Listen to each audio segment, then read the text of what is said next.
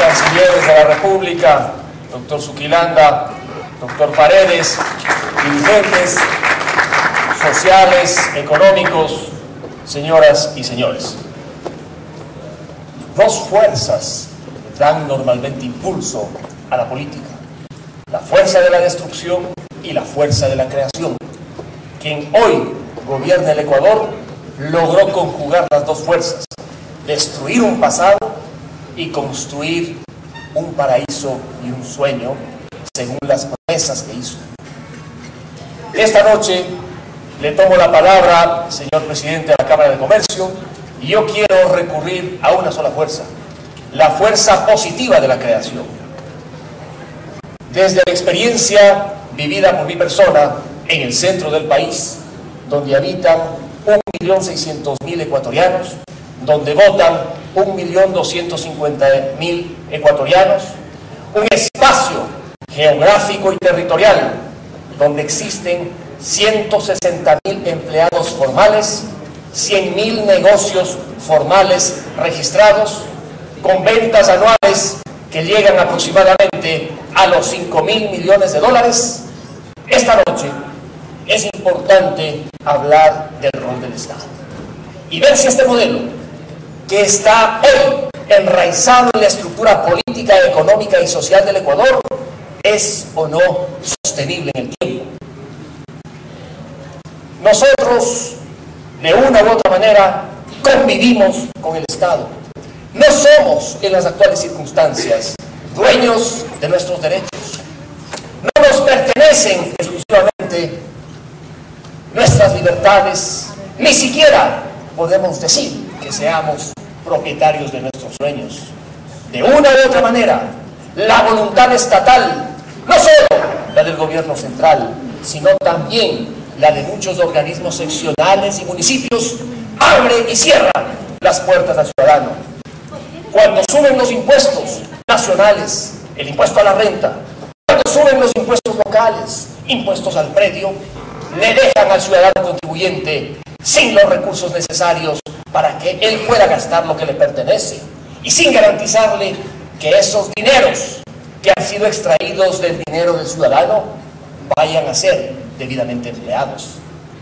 Cuando, por el contrario, el Estado le entrega un bono al ciudadano para que construya su vivienda o le hace una obra vial para mejorar su movilidad urbana y rural, el ciudadano cree, ilusamente, que le han devuelto algo que le pertenecía. Estos dos ejemplos ilustran cómo el actual régimen ha castigado tributariamente y, por el otro lado, también ha tendido una mano y ha hecho una serie de favores.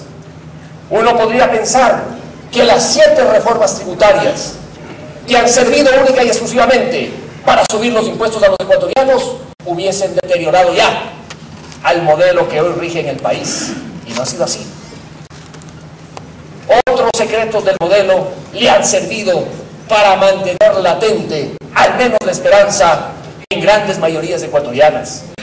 No coincido yo con lo que ha expresado Carlos Vera, que ya el 70% no quieren que vuelva a ser presidente. Si fuera así, ya estaría todo ganado. ¿Para qué tanto esfuerzo? Habría que captar solo el 30%. No, la lucha política es mucho más compleja. Y por ello, les invito a que fundamentalmente desentrañemos los secretos, las variables y los elementos de un modelo que hoy está no solamente en algunas obras que se han hecho, sino en la mente de mayorías de ciudadanos. Es que en el fondo ha habido un lavado de cerebro. ¿Cómo nos explicamos que una mayoría de ecuatorianos haya legitimado el crecimiento exponencial del Estado, haya legitimado un rol absorbente del Estado y, sobre todo, haya dado repetidamente el apoyo a quienes controlan los resortes del poder? Tan generalizada es esta concepción que inclusive algunos de aquellos que defienden la economía social de mercado todavía pontifican sobre las bondades de un descontrolado poder regulador del Estado.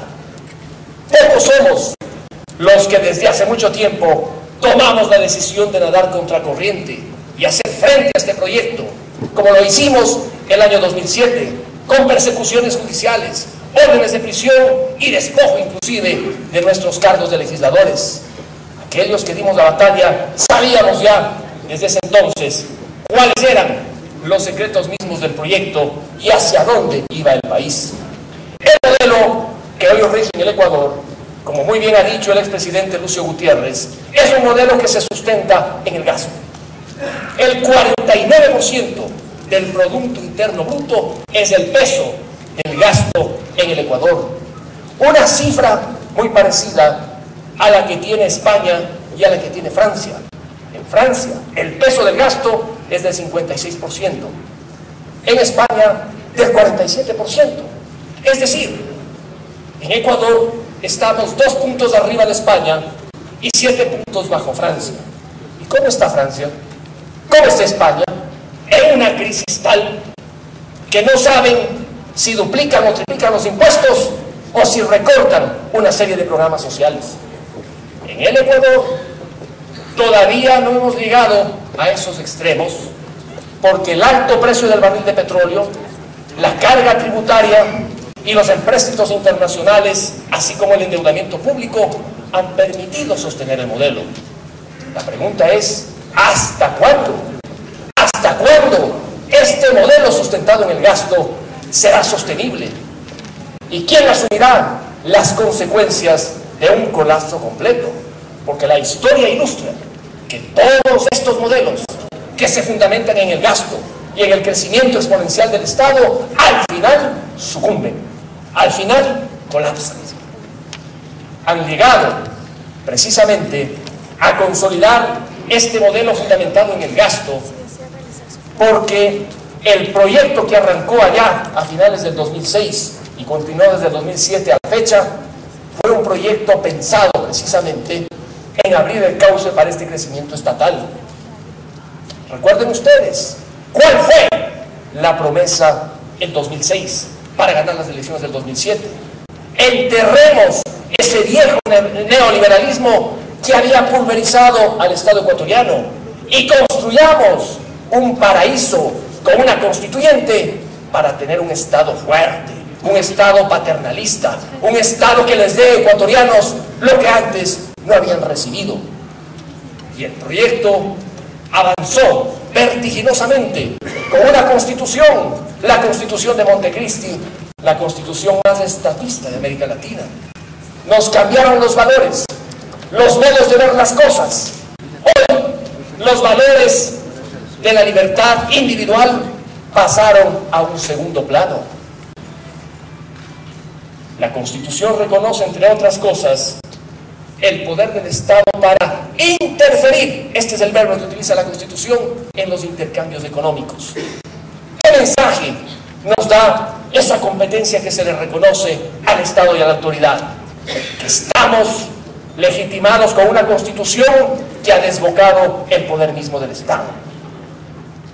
Y no viene la Constitución sola, llegó también acompañada de leyes y de políticas públicas, leyes que de una u otra manera han ido apuntalando poco a poco este poder irrefrenable, que en manos de aquellos que controlan el Estado se ha convertido en un instrumento altamente peligroso para la supervivencia de las grandes mayorías ecuatorianas.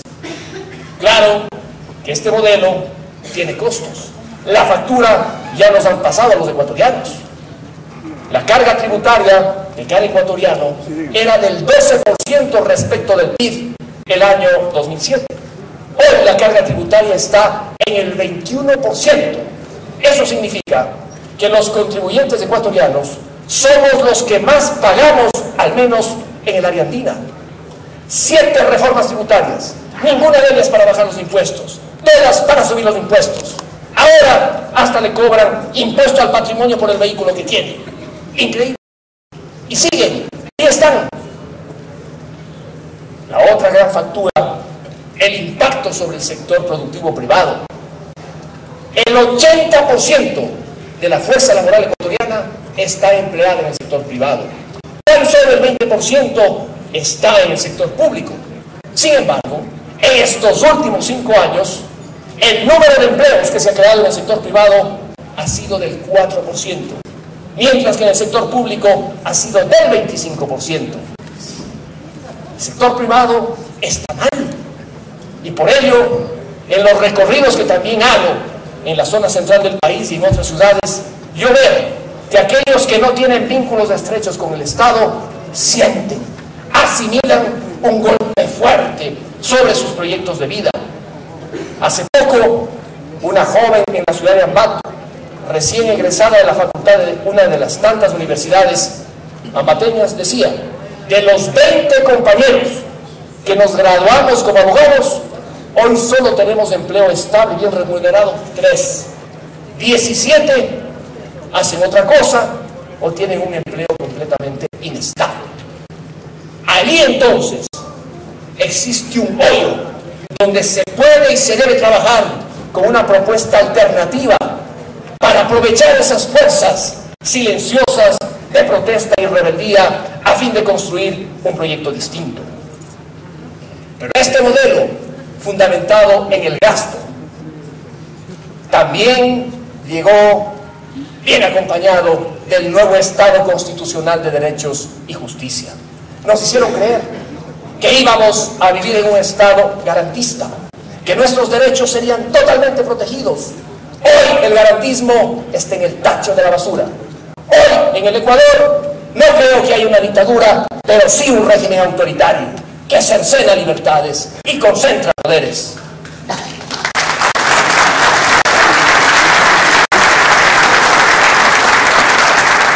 Tan grave es la titularidad de los derechos que resulta que el Estado tiene derechos de los cuales han sido despojados los ciudadanos. Un derecho muy importante, el derecho a la libertad informativa. Por sentencia de la Corte Constitucional, resultó ser titular el Estado y no los periodistas, no los ciudadanos y peor los medios de comunicación. Le han dado la vuelta a la estructura de los derechos ecuatorianos y no nos hemos dado cuenta. Por allí también va ese proyecto transformador que va limitando y aislando los esfuerzos individuales de los ciudadanos. Están en un proceso sostenido de transformación jurídica. Hay varias sentencias de la Corte Constitucional. El verdadero poder legitimador que ha dicho que derechos patrimoniales, como el derecho a la propiedad privada y el derecho a la libertad contractual, no gozan de las garantías que sí gozan otros derechos. Queridos amigos, hay un proceso de reforma para empoderar el Estado y debilitar al ciudadano en todos los ámbitos. Este proceso va acompañado de un nuevo lenguaje y de nuevos códigos. ¡Cuidado! Caemos en la trampa de creer que el problema es económico y que planteando una alternativa económica ya está. No, la alternativa tiene que ser política histórica. Tenemos que reconstruir un relato histórico que nos posicione. Es que ellos han construido un relato histórico desde el 2006 y no ha habido un contrarrelato histórico. Ese es el mayor esfuerzo que se puede hacer. Construir un lenguaje que entienda el ciudadano, que lo comparta y que permita avanzar en un proyecto conjunto. Luego de lo dicho, el desafío que tenemos por delante es grande. En cuanto al modelo que debemos defender, difícilmente vamos a estar todos de acuerdo, pero yo esperaría que por lo menos en ciertas líneas básicas pudiésemos coincidir los que creemos que tiene que revertirse el modelo, corregirse o reenrumbarse. Pero esto no se logra si uno no está en el poder político. Antes, el que tenía plata y mucha plata contaba en política e influía. Ahora no. Con un Estado tan grande, quien tiene plata cuenta, pero ya no importa como en el pasado. De ahí entonces que se debe repensar la forma como se puede acceder al poder político institucional, con un mensaje de cambio y de renovación. Yo lidero en la zona central del país el movimiento Cambio, que tiene una conexión directa con el Partido Social Cristiano. Tenemos una propuesta eminentemente local para que el ciudadano de Ambato, de Tungurahua y del centro del país hable con nosotros de la delincuencia urbana, de la delincuencia rural, del desempleo urbano, del desempleo rural, del deterioro del medio ambiente, de la movilidad entre campesinos y en las ciudades. Y hemos dejado que la estructura nacional sea la que hable de los grandes problemas políticos, porque el ciudadano espera que uno llegue a su corazón, que uno mueva sus fibras íntimas. Resulta insólito, por ejemplo, que hace pocos días a un sacerdote de la parroquia Santa Rosa del cantón Ambato, los delincuentes le robaron en la sacristía, con ametralladora y con pistola. Le quitaron el reloj, le quitaron la cadena, le quitaron el carro, todo. Estuvieron a punto de dejarlo desnudo. A esos extremos hemos llegado, a esos extremos que nos obligan definitivamente a provocar un gran cambio. Queridos amigos, quiero concluir esta intervención haciendo un llamado a una unidad. Debemos al menos coincidir en las ideas base y ejes, pero también debemos coincidir en los esfuerzos políticos para presentarle al Ecuador una alternativa que convoque y que nos permita hacer el gran cambio por el cambio. Muchas gracias.